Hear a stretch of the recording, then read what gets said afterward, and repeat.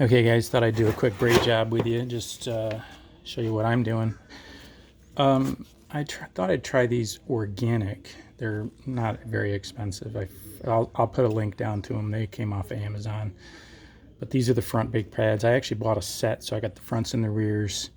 And I don't need the rears right now because I use most 99% use the front brake. And there's still some pad left on the bike, but I figured it's nice to get those caliper pistons pushed back in so they're covered up and protected. You can see the extra pad I'll get here, but real quickly, you're going to pull your little plug that's on your brake thing first. Make sure you use a really clean square screwdriver. Sometimes you might even want to use that screwdriver tip that's on a wrench. So sometimes you have a socket with a screwdriver. You do not want to bugger that up. So once you've pulled your little protective plug that came out of here, your next thing is your Allen bolt that holds the brake pads on. I just loosen it and then I take the whole brake off.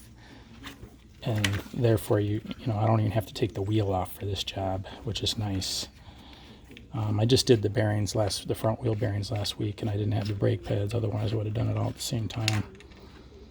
But I took the other bolt out already. There's two bolts. And then what you want to do is take your screwdriver and push your pistons back in with the screwdriver. Basically, when I turned the screwdriver sideways and twisted it at each piston, I was able to get the pistons to retreat back in. And then, as you know, I already loosened this. So once I've got my pistons pushed back in with my screwdriver, I'll be able to just take this pin out. I did WD-40 everything a little, just a dab. You don't want to get anything on the new brake pads, so I might do a little cleaning in there. But if you have some brake cleaner, that's a good idea to have with you. I'm not sure I have any left, but sometimes I'll use the electrical cleaner. That sometimes is almost identical. The brake cleaner doesn't leave any residue and evaporates instantly. So once this pin is out, you can obviously remove your pads. Remember how they went in there? Well, there's only one way. So the pin's out and the pads come out nice and easy, and you can see what kind of meat I had left. I don't know what that groove is. That groove could be like the indicator that I'm down. I don't know. The new ones I don't think have that groove. But that's what I had left on there for meat. I still had some meat, but I'm going to go with the new ones. Don't knock your clips out. Let's see, still got my clips in. I think that's what keeps things from vibrating and making noise. So all you got to do is pop in your new pads. I might cut this video off because you guys know the rest. Putting it back together is pretty easy. You don't want to contaminate your pads, but it's a dirt bike, It's going to get cleaned up by a bunch of sand instantly anyway. These are organic, so I don't know. It looks like they got metal in them. I didn't know they were semi-metallic. Asbestos-free organic. Organic, that's funny. Anyway, you just got to pop these bad boys back in. I don't know if they go in a certain position, or, like a left or a right. Actually, I already forgot how they went. This one must be this way. Nope. I had it right the first time. So, yeah, we got to get it in the clip. There we go. And then this one, same thing. They can only go one way.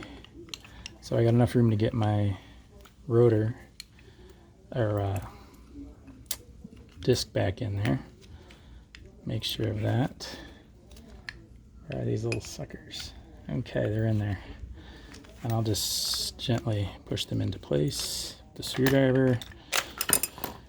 I'll probably cut the video and clean my pin off because I don't have any more hands. Oh, pads fell out. So I'll clean up my pin and maybe clean up the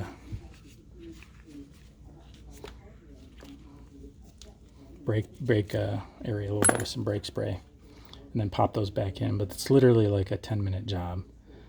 So everything looks good there. I don't see any fluid leaks. Sometimes people bleed afterward. I think most people do, but I'm not going to bother bleeding this if it feels good. If it feels good, I leave it alone. I don't want the front brake locking up on me in soft sand, so I don't care if the brakes are a little gentle. All right, like I said, there'll be a link for those pads. I think they're a pretty good deal. I'll let you, well, we'll see how they work, but again, you don't need the brake to lock up on a dirt bike in sand. So I'm sure they'll be good. All right, hope that helps. It's a really simple job, no sweat. And I may wind up just rubbing some sandpaper on the disc just to clean it up before I put the whole thing back together. Usually I put a sandpaper on a 2x4 to keep it flat and just spin it to kind of clean it up a little bit. Gently, I don't go crazy, just clean it up and then wipe it down, usually with the brake cleaner or a degreaser or even alcohol. I'm a big fan of rubbing alcohol. I get the high test rubbing alcohol and that cleans just about everything and doesn't stink up the place.